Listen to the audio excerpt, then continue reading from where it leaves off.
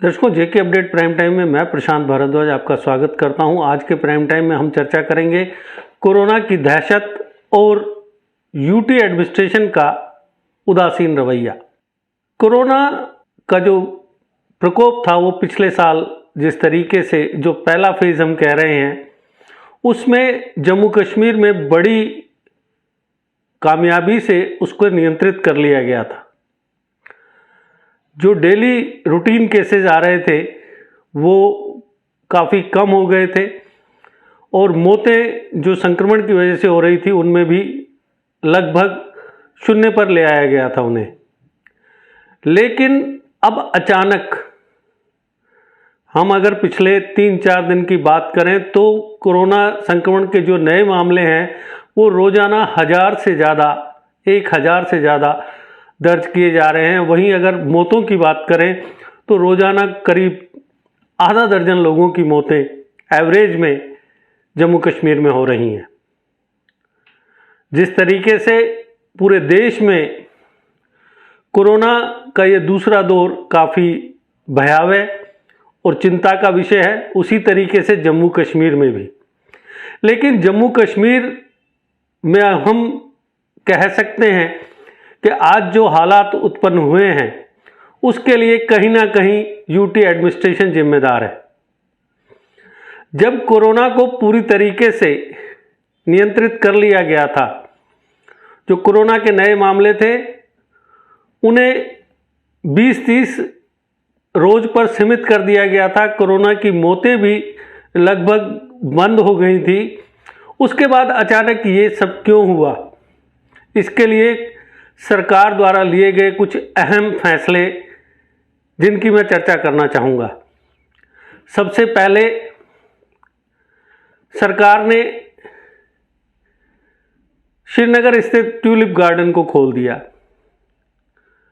उसमें हुआ ये कि ट्यूलिप गार्डन देखने के लिए पूरे देश से जहाँ लोग आए वहीं स्थानीय लोगों को भी एक क्रेज था कि ट्यूलिप गार्डन में जाके ट्यूलिप की सैकड़ों प्रजातियों को खिलते हुए देखें। लेकिन इसमें सरकार की विफलता ये रही कि ट्यूलिप गार्डन में ना तो सोशल डिस्टेंसिंग की कोई व्यवस्था रही और ना वहाँ कोविड गाइडलाइंस को सख्ती से इस्तेमाल किया गया।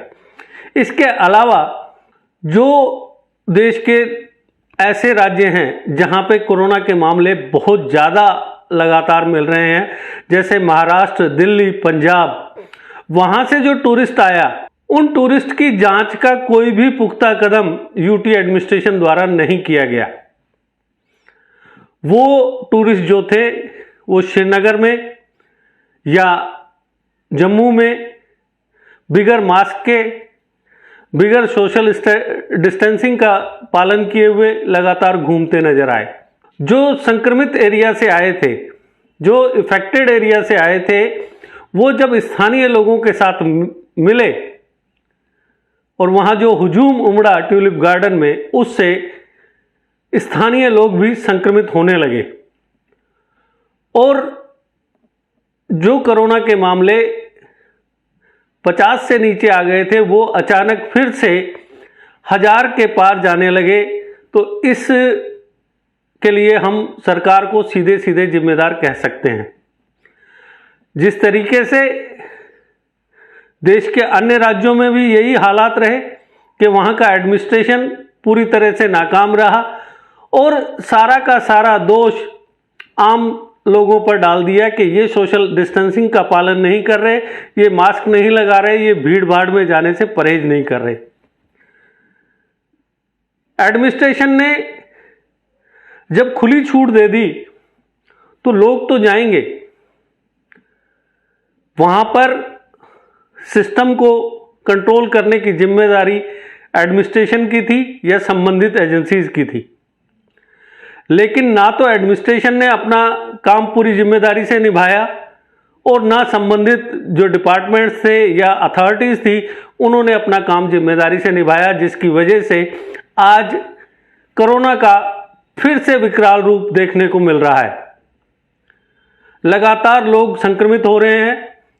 जम्मू कश्मीर के हर हिस्से में, स्पेशली जम्मू और श्रीनगर जो शहर हैं या जो डिस्ट्रिक्ट हेडक्वार्टर्स हैं, वहाँ पर कंटेनमेंट जोन बनने का सिलसिला फिर से शुरू हो गया है। क्योंकि कोई ना कोई व्यक्ति उन लोगों से जरूर संपर्क में आया, उन लोगों के जरूर कांटेक्ट में आया जो महाराष्ट्र, पंजाब या दिल्ली से यहाँ पर सैर करने आए थे, और वो एक ऐसा तोहफा दे गए कि कोरोना का विकराल रूप फिर से नजर आ रहा है। इसके लिए सीधे सीधे एडमिनिस्ट्रेशन को जिम्मेदार कहा जा सकता है।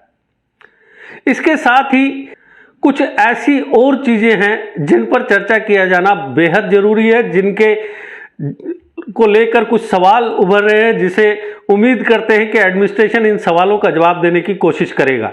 लोगों की आवाजाही को नियंत्रित करना सरकार का काम था, लेकिन जब कोरोना के केस बढ़ने लगे उसके बाद एडमिनिस्ट्रेशन हरकत में आया और फिर उस पर कंट्रोल करने की कोशिश की, लेकिन जो अब धीरे धीरे ही हो पाएगा। जैसा पिछले अनुभव हमें बताता है कि कोरोना एकदम से कंट्रोल में नहीं आएगा, इसमें वक्त लगेगा।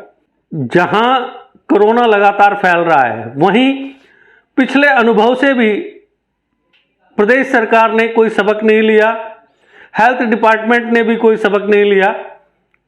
पिछले एक साल में जो समस्या पहले थी वही आज भी बरकरार है।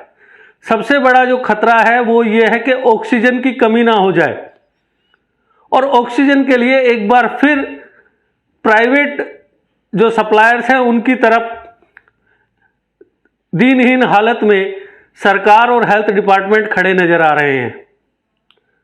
हालांकि सरकार ने कमेटी का गठन किया है, लेकिन वो कमेटी ये नहीं देख रही कि जो प्रोजेक्ट्स, जो ऑक्सीजन प्लांट्स एक साल पहले बनने शुरू हुए थे, उनको अभी तक क्यों नहीं कंप्लीट किया गया, उनमें जो देरी हुई उसके लिए जिम्मेदार अधिकारियों को क्यों नहीं दंडित किया जा रहा। वो जो कमेटी है वो सिर्फ वीक में एक बार प्राइवेट जो सप्लायर है उसके प्रोडक्शन को रिव्यू करेंगी, और उसमें से उन्हें ये ऑर्डर दिया गया है कि वो 50% जो ऑक्सीजन का प्रोडक्शन है वो सरकारी हॉस्पिटल्स के लिए रिजर्व रखे। जब हम ऑक्सीजन तक उपलब्ध नहीं करवा पा रहे तो हम किस तरीके से कह सकते हैं कि हाँ हम कोरोना से लड़ेंगे।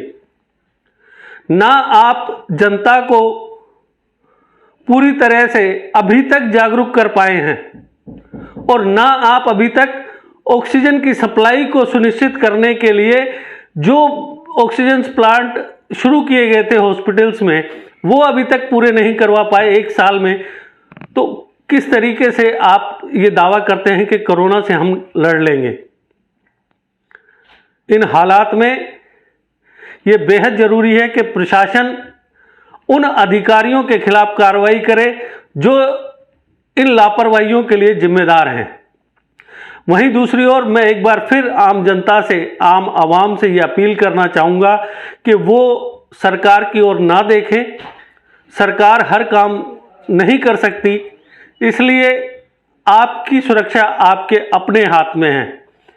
आप प्रॉपर मास्क का इस्तेमाल करें, सोशल डिस्टेंसिंग का पालन करें और भीड़ भाड़ में जाने से बचें। बेहद ज़रूरी हो तभी आप अपने काम के लिए कहीं जाएं, लेकिन ये ध्यान रहे कि आप खुद को खुद ही सुरक्षित रख सकते हैं। आप सरकार पर निर्भर ना रहें, क्योंकि सरकार एक लिमिट्स है उसकी, वो वहीं पर काम कर सकती है। हर जगह, हर गली, हर मोहल्ले, हर चौराहे या हर बाजार में सरकार आपको सुरक्षा उपलब्ध नहीं करवा सकती। कोरोना से आपने अगर सुरक्षित रहना है तो उसका सबसे बड़ा एक जो हथियार आपके पास है वो है मास्क और सोशल डिस्टेंसिंग। तो मैं एक बार फिर आप सबसे अपील करता हूं कि कोरोना की मौजूदा लहर को देखते हुए आप सोशल डिस्टेंसिंग का पालन करें और मास्क का अच्छी तरह से इस्तेमाल करें। तो दर्शकों, आज के प्राइम टाइम में बस इतना ही। कल फिर किसी नए मुद्दे पर आपसे चर्चा करेंगे। तब तक दीजिए इजाजत। नमस्कार। GK अपडेट रहे हमारे साथ। अगर आप ये वीडियो YouTube पर देख रहे हैं तो हमारे YouTube चैनल को सब्सक्राइब करें और बेल आइकन को क्लिक करें। अगर आप ये वीडियो Facebook पर देख रहे हैं तो हमारा Facebook पेज लाइक जरूर करें। For advertisement please contact 705-109-1811।